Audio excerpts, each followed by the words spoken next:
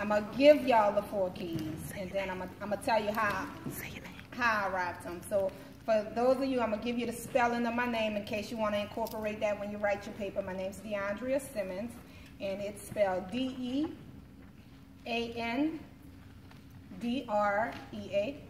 and Simmons, S-I-M-M-O-N-S. So what I want to share with you all is like 4 keys to success, and I'm going to tell y'all a little bit about me and how I found them to be true. So one of the keys that I want you to write down is to make a decision.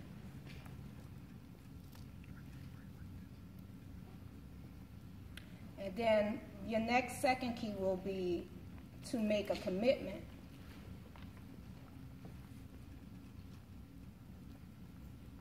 Your third key, which is probably, for me, one of the most important keys, is to take massive action. And I emphasize the word massive action, not just action, massive action. And your fourth key will be to measure your success. To measure? Mm-hmm. So this is like a prescription I'm giving you for success. All of you guys are seniors, right? And graduating and moving on to the next level, right? That's okay.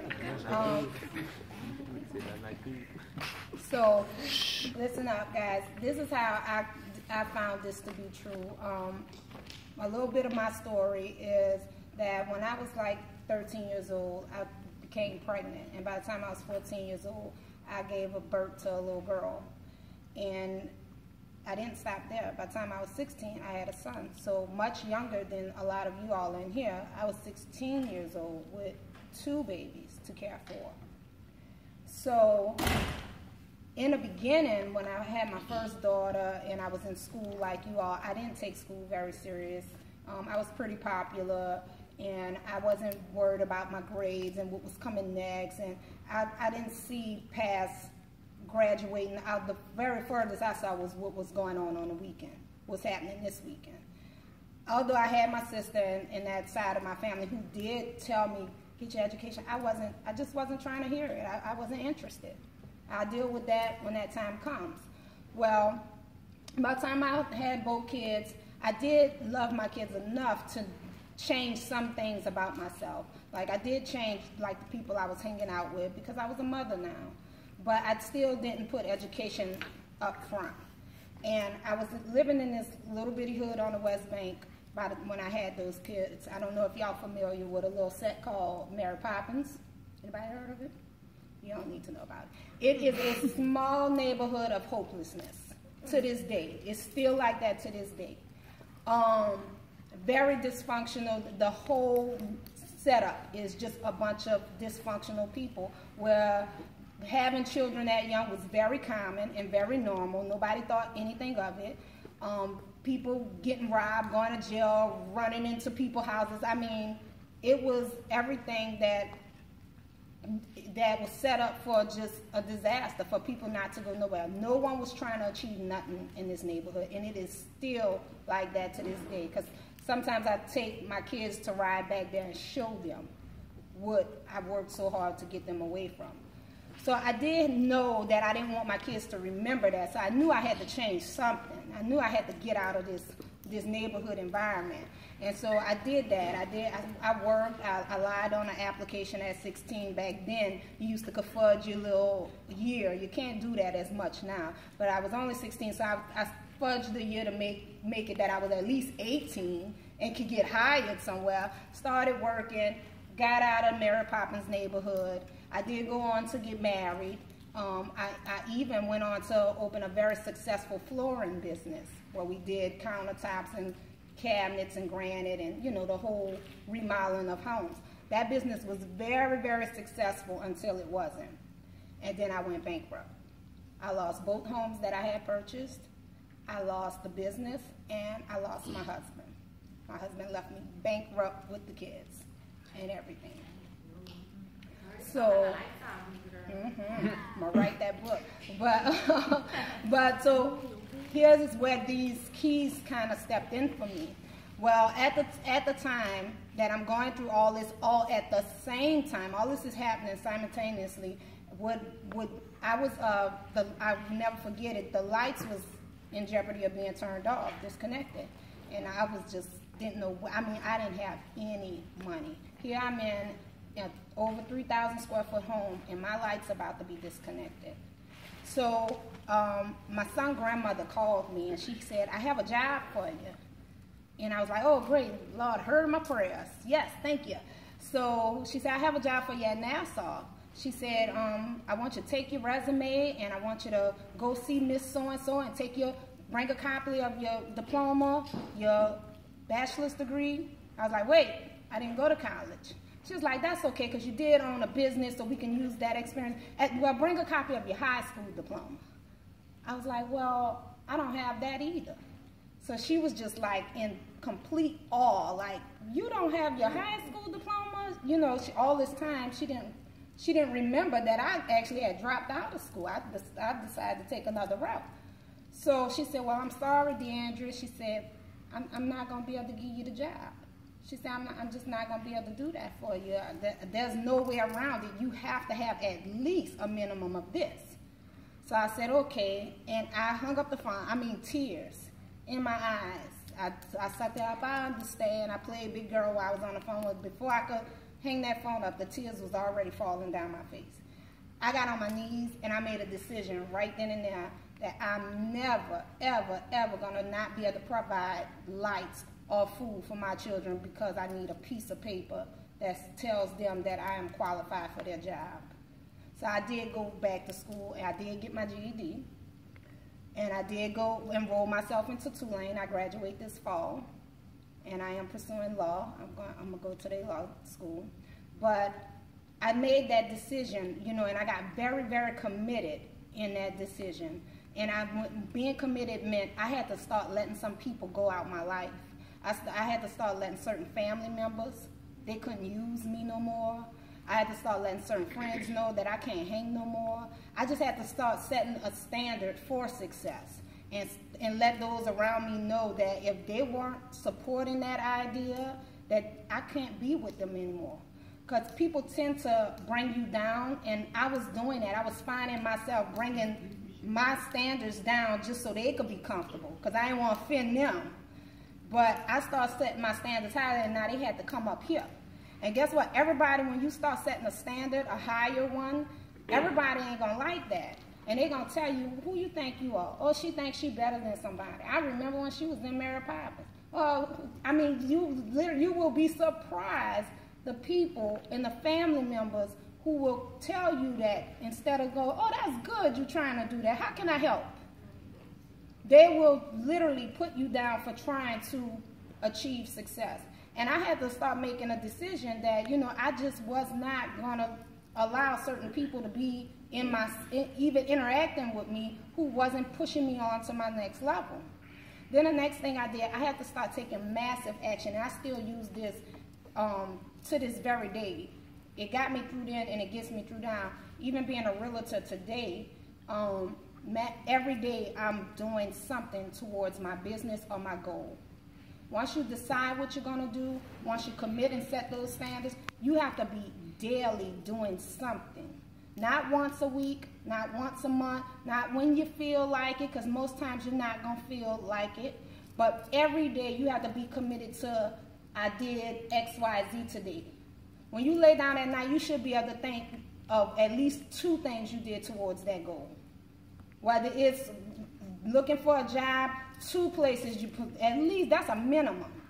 If you're doing 2 places a day, that's 10 places a week, you know, and it starts to build up. You know, if it's losing weight, did I do 100 push-ups today, or whatever it is, it has to be a daily routine. It has to start being like just part of who you are. You have to do it so much that it's just part of who you are now. And then I was saying measure your success, because a lot of times people don't warn you guys. They tell you, yeah, if you believe it, you can achieve it, and go out there and get it, and go, go, go. But they don't warn you guys how difficult it is going to be. It's very, extremely difficult when you're trying to be above average. It's easy to be mediocre. It's easy to be nothing. That's so easy. But it is extremely difficult to try to be above the norm, to try to be a little bit better than what your neighborhood standards are. So I had to start measuring my success, and what that means is sometimes you have to look at if what you're doing is working, and if it's not working, then you have to change your approach. Don't change the goal. Sometimes people quit on their goals because they're like, oh man, I did this and it's not working, so then they just give up on the whole goal. Don't change the goal. Sometimes you just need to change your approach on how you're trying to get to your goal. So have a check-in, whether it's a 3-month check-in, a 6-month check-in, this time next year check-in. Well, how have I grown? And that'll kind of tell you if you're on the right track or not. You know, so you have to have that growth period. And guys, you have to know the road to success is going to take time. People don't tell y'all this. It don't happen as soon as you graduate. It don't happen even soon as you graduate college. It takes time. So you have to be committed to the time. Because time going to pass anyway. 4 years going to pass anyway. 8 years going to pass anyway. The only thing going to make a difference between you and I is what each of us was doing. What I did in 4 years and what you did in 4 years, that's what's going to make the difference. It don't matter who's the smartest. It don't matter who's the strongest. It don't matter who's the fastest. Only thing going to matter is what you was doing with your 4 years and what I was doing with my 4 years. And another thing, because it do get so complicated, it do get so hard, your tires going to get flat.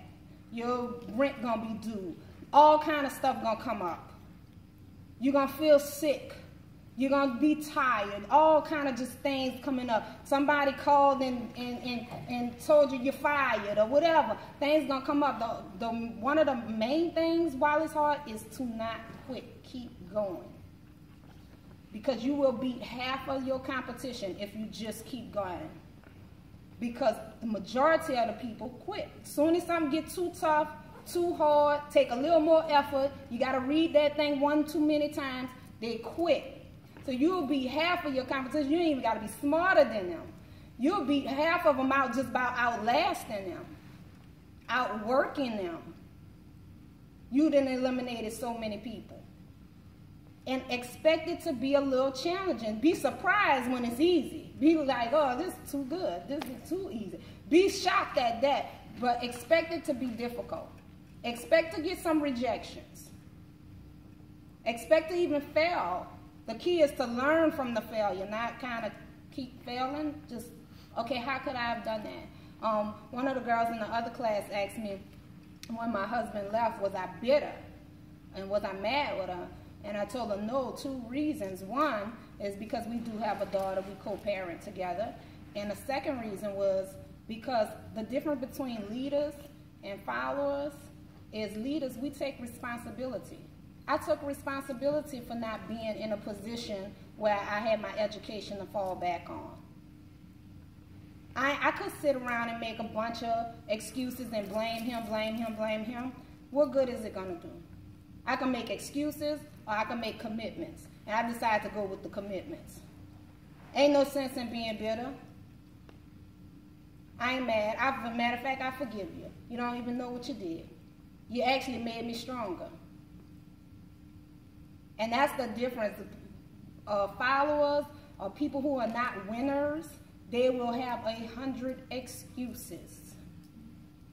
And the world is not going to care about the excuses. But winners, leaders, they make commitments. They say, you know what, I could tell you all what you're doing wrong, but I'm going to take responsibility. I'm going to make sure that never happens again. I'm going to take charge of that. I got this. I see where I went wrong by even letting you be the one to make that choice. That's my fault. I got it.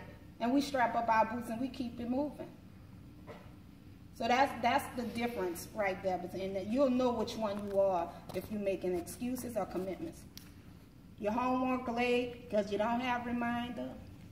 And you're supposed to have it since August. You gonna know winning versus losing. You gonna know. It's honestly, you gonna know. That's okay. You might win later. Sometimes you win a little later in life. But save yourself some time and come out the gate winning. Because for one reason or another, where you are now is by decision somebody else made. You're in Louisiana because someone else, whether it was your parents or whoever helped raise you, you're here because of their decision. You go to this school because you live in this district because of their decision. Well, now that you're about to graduate, it's about to be your decision. It's no more of maybe I would have if this person, well, if you would, all that's about to be out the window. It's no more of, well, I could have did better if this person or this kind of dysfunction. I come from complete dysfunction. Most people do. I'm learning. Most people do have something they can tell you about that seems to be some level of dysfunction in their family, or they can identify with it, even if it's not directly in their home. So none of that's gonna even matter anymore. So you could let that go. You're still here. You're still here. I don't care how bad it was. You're still here. So now it's time for you to start making a difference. You're going to choose where you're going to live, how you're going to live, what people you're going to have in your life, and you're going to choose your education. And even if you don't want to go out of school and maybe you want to take the entrepreneur business route, that's even harder, believe it or not. I've done them both. I'm still doing it now as a realtor. It's hard. It took me, how many of y'all watch that show, Millionaire Listings? Y'all know what that show is about? Well, it's a reality show about realtors selling like these $1 million mansions in California and in New York. I mean, they're booming. So I saw that show. I was like, man, I'm going to be a realtor, right? It took me 6 months to get one client. 6 months. That's reality. That's like reality for you entrepreneurs, business people. Who gonna know I'm doing real estate? It took me 6 months to promote myself, to learn. I'm not even counting the time that I still, here's again, you can't get around it. I had to go to school and get a license. I still had to go get some kind of education of some sort. So I'm not counting that time. From the time I was licensed to the time I got a client, it took me 6 months. That's half a year. But now, I didn't quit. I persevered, learned my business, got good at it. Now I just solely depend on real estate. My business growing well. I can do that, but it did take time. And trust me, the first 3 months, I was like ready to quit. And then I had to have that talk with myself. We don't quit. We don't quit. We keep moving. What I'm doing. Why? Let me check maybe what I'm doing. I'm not letting enough people know. I'm not shaking enough hands. I'm not asking for the business. I'm too scared she's going to tell me no. So, guys, just remember these steps, because it is going to be on you guys to make decisions, make a commitment, take massive action, and then please, please, please don't forget this, because it's important. Measure what you're doing. I don't want you to waste a bunch of time doing the same thing, expecting some type of different result. Change it up if you need to. Get a mentor, get a coach, read a book. Read. I'm telling you, they got a lot of, if you don't have no one that you could pick up a phone and call, they got a lot of good authors. You can follow them on YouTube. You can get the audio in your car, on your phone. Read. I get a lot of my inspiration from people like Antonio Robinson. I use John Maxwell a lot. You know, you get a lot of information, because you're going to find when you set your standards, your friends ain't going to be there, so who you pulling inspiration from? Who you pulling information from? Who feeding back into you? Because a lot of them going to fall off when you tell them what you try to do. First, they're going to ignore you when you tell them what you're trying to do. Then they're going to laugh at you and say you can't do it. Then they're going to get mad at you when you're actually trying to, like, doing it, like they could see the progress too. They're going to be mad at you for doing it. And then once you do what you said you were going to do, then they're going to want to celebrate with you.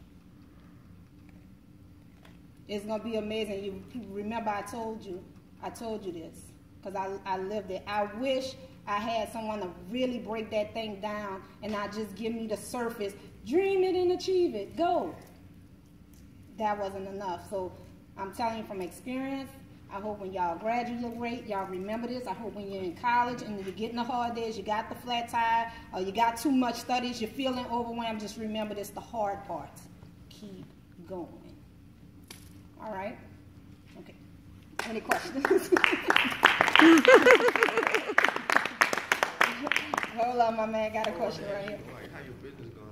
Like how you I can't hear you. Business, like you said, you got your license and stuff. Like, how it's going? Like, It's going good now. I just, as of February, I used to do marketing for a home health company, and they paid me pretty well too.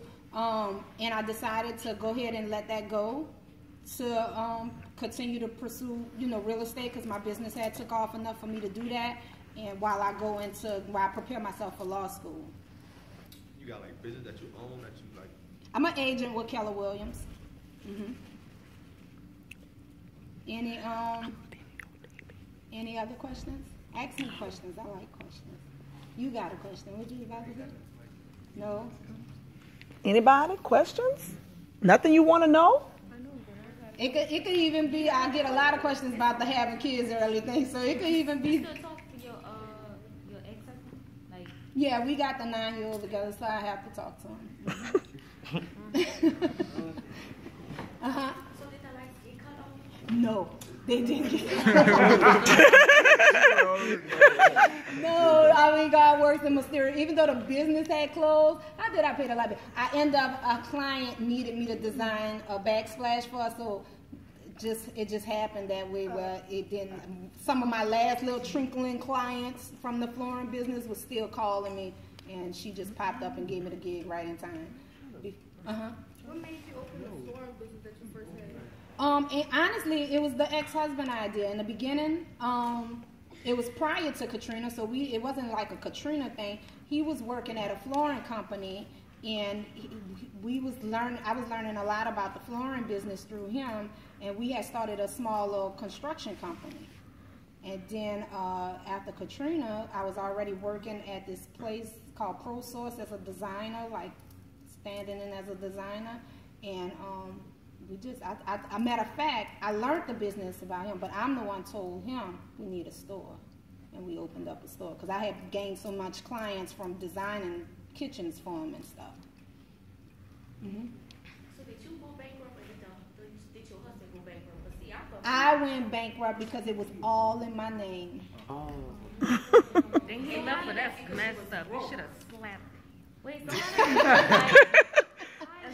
Okay. how your business, like I just failed if you had so many clients? Well, what happened by that big economy boom with Katrina, and again, part of not being educated, lack of knowledge. When I was making all the money, I of course bought me some homes, and I helped take care of my family as much as I could, but I wasn't doing nothing with the money other than that to like invest it or something. So lack of knowledge. I didn't come from family who had businesses to know what to do with it. So I didn't put the money in the right places, and when the economy kind of stabled out, nobody was buying floors no more.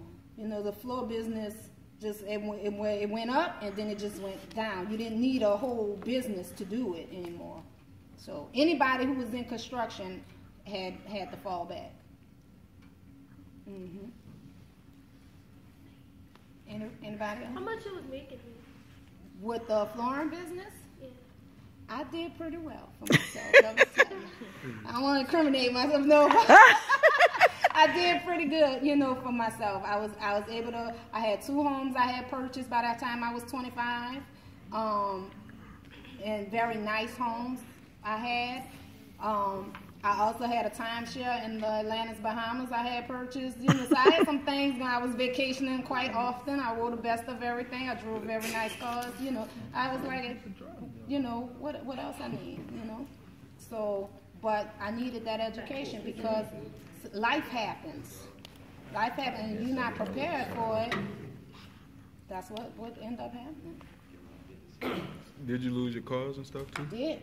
When you file bankruptcy, they take all that from you.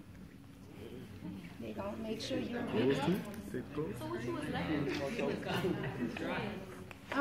Nothing. I still have my clothes in my closet, but any assets, anything they consider the asset, you have to turn those things over. So what's that? Like, what was the asset? The houses, the cars, any money that you might have in any banks or any kind of stuff like that, the timeshare.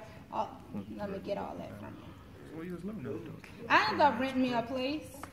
I started later on, like I said, I started doing the marketing thing. And that I had to rent me a place. I had to come down a little bit and rebuild it all over again. What high school you went to? I went to Old Parrot Walker.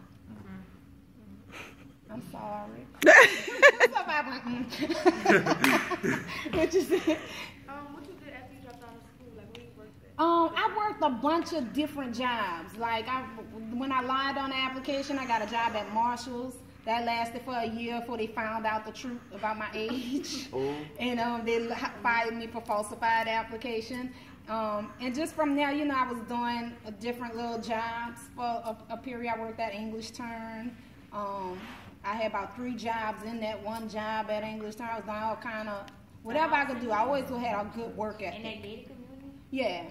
I was a waitress. I wasn't nothing fancy. I was a waitress. And on Fridays, I was the